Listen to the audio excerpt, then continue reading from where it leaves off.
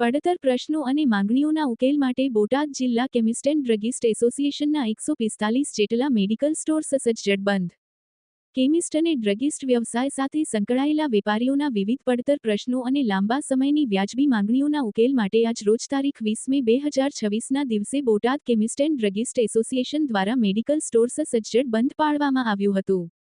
એઆઈસીઓડીના માર્ગદર્શન હેઠળ અને બોટાદ કેમિસ્ટ એન્ડ ડ્રગિસ્ટ એસોસિએશનના પ્રમુખ અમિતભાઈ પટેલની આગેવાની હેઠળ આ બંધનું એલાન આપવામાં આવ્યું હતું.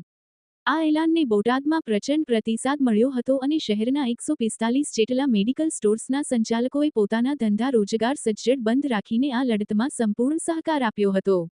એસોસિએશનના પ્રમુખ અમિતભાઈ પટેલે જણાવ્યું હતું કે દવાબજાર સાથે સંકળાયેલા વેપારીઓ લાંબા સમયથી અનેક પડતર પ્રશ્નોનો સામનો કરી રહ્યા છે.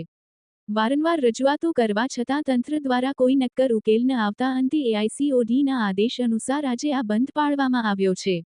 બોટાદના 145 મેડિકલ સંચાલકોએ એકજૂથ થઈને પોતાની એકતાનું ઉત્તમ ઉદાહરણ પૂરું પાડ્યું છે. અમારી માંગણીઓ પ્રત્યે તાત્કાલિક ધ્યાન આપવામાં આવે તે અત્યંત જરૂરી છે. આજના આ બંધ કાર્યક્રમને સફળ બનાવવા અને અકબંધ એકતા દર્શાવવા બદલ Botad chemist and druggist association દ્વારા તમામ 145 મેડિકલ સ્ટોર્સના માલિકોનો હૃદયપૂર્વક આભાર વ્યક્ત કરવામાં આવ્યો હતો. વિપુલ લુહાર, ન્યૂઝ 14 બોટાદ.